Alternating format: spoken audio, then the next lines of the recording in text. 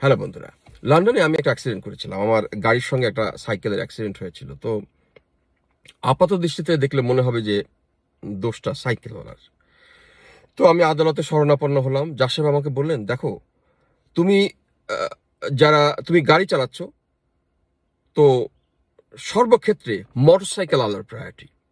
যে মোটরসাইকেল চালাচ্ছে সর্বক্ষেত্রে সাইকেলওয়ালার প্রায়োরিটি। যে সাইকেল চালাচ্ছে সর্বক্ষেত্রে পথচারীর প্রায়োরিটি।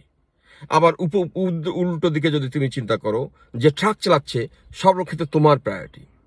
মানে যদি একটা অ্যাক্সিডেন্ট হয়, তুমি যদি একটা মোটরসাইকেলের সঙ্গে অ্যাক্সিডেন্ট করো, তাহলে তোমার দোষটা বেশি। তোমাকে দেখতে হবে তুমি সর্বোচ্চ মেজার নিয়েছো কিনা। ওই সাইকেলওয়ালা মোটরসাইকেলওয়ালা যাতে অ্যাক্সিডেন্ট না করে তার সর্বোচ্চ মেজার তুমি নিয়েছো কিনা, সর্বোচ্চ সব দিকটা তুমি খেয়াল করেছো কিনা। তো আমার বড় একটা শিক্ষা হলো আমি এবং তখন মনে হলো যে ছোট সময় আমি একটা সালিশি দেখেছিলাম বাংলাদেশের।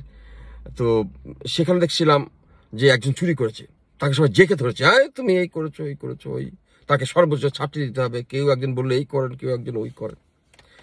কিন্তু ব্যাপারটা হচ্ছে কি, যে চুরিটা করলো বা যে ড্রাগ নেবার পয়সা জোগাড় করার জন্য চুরিটা করলো, তাকে আপনি সর্বোচ্চ শাস্তি দিতে পারেন না।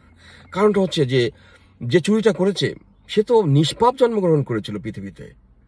তার এই চোর হয়ে ওঠার পেছনে সমাজ দায়ী, আমার সমাজ ব্যবস্থা দায়ী, আমার রাজনীতি দায়ী, আমার পারিপার্শ্বিকতা দায়ী, আমার সমাজ কাঠামো দায়ী। হ্যাঁ, তো এবং যে ড্রাগটা নিচ্ছে, সেই ড্রাগটা তার হাতে পৌঁছার আগ পর্যন্ত কতজনের হাত বলদ হয়েছে, কতজন এর সঙ্গে যুক্ত হয়েছে, কতজনের স্বার্থ এর সঙ্গে রয়েছে। আপনি তাকে সর্বোচ্চ শাস্তি দেওয়ার বদলে বলছি না, তাকে অবশ্যই শাস্তি পেতে হবে, কিন্তু সেই শাস্তির চেয়েও এর পেছনে যারা আছে তার প্রতি চড়াও হওয়াটা একজন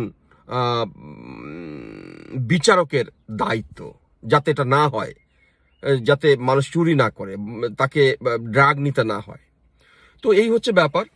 তো যদি এটাকে আপনি সহজ করে বলি, তাহলে যেটা হচ্ছে, আপনি আপনার উপরে যারা আছে তাদের পরে আপনি চড়াও হন।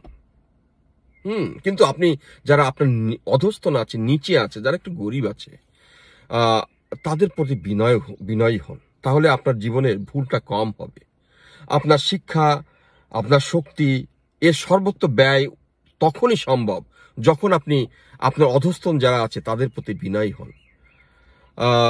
তাহলে হয়তো আমরা উত্তরোত্তর সমৃদ্ধ সংস্কৃতির দিকে যেতে পারবো, আমাদের সমৃদ্ধ সভ্যতার দিকে যেতে পারবো।